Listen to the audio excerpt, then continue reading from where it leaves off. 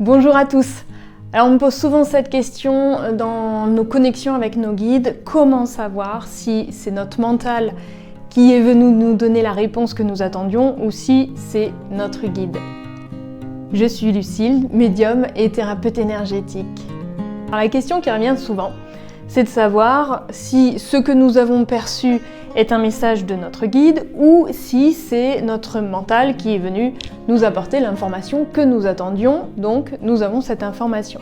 Alors, pour pouvoir identifier petit à petit s'il s'agit de notre mental ou de nos guides, il faut déjà s'observer pour comprendre comment on fonctionne soi-même. Pour ma part, mon mental fonctionne comme un petit vélo, c'est-à-dire que j'ai un petit vélo qui se met en route et ce petit vélo se met à tourner en boucle de manière implacable en me donnant des arguments qui sont effectivement factuels et en me mettant une conclusion qui vient de fait valider ce que tout ce cheminement de ce petit vélo a pu démontrer. Pour vous donner un exemple, pas plus tard qu'hier, alors que j'allais dans un endroit où je vais régulièrement, j'ai l'intuition forte qu'il faut que je parte avec des sous. C'est un endroit où je vais souvent et où je n'ai jamais eu besoin d'avoir des sous avec moi. Je n'ai jamais été dans une situation où j'avais besoin d'argent dans cet endroit-là. Alors à ce moment-là, que se passe-t-il? Mon petit vélo démarre, donc le mental démarre, se met en route et de manière implacable déroule en me disant déjà l'attendu, tu n'as pas besoin d'argent là où tu vas, en me donnant des éléments factuels, tu le sais bien que tu n'as pas besoin d'argent là-bas, puisqu'à chaque fois que tu y vas, tu n'as jamais eu besoin d'argent, et en faisant une conclusion à cette démonstration implacable, puisqu'il n'y a aucune raison de prendre de l'argent.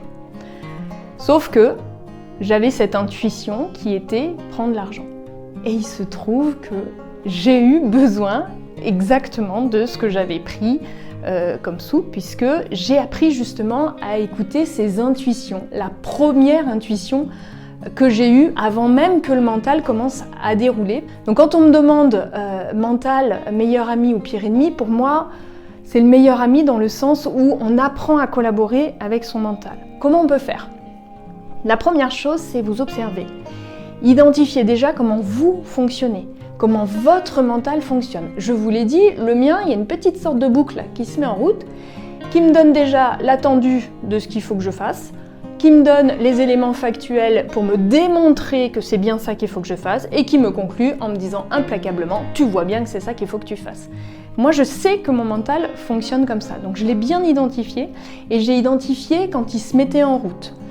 À partir du moment où vous avez identifié comment vous fonctionnez sur cette manière de mentaliser ce qui se passe dans votre vie, vous observez donc tout le déroulement qu'il fait, et puis vous allez, à chaque fois que vous allez identifier que ce mental se met en route, vous allez reprendre le cheminement de ce qui s'est passé et vous renoter ou vous remettre en conscience la première idée, la première image, la première intuition que vous avez eue.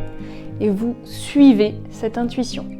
Et c'est comme ça en fait qu'on apprend à suivre ce que nos guides nous mettent sur notre chemin, au jour le jour, dans notre quotidien, pour nous donner des messages.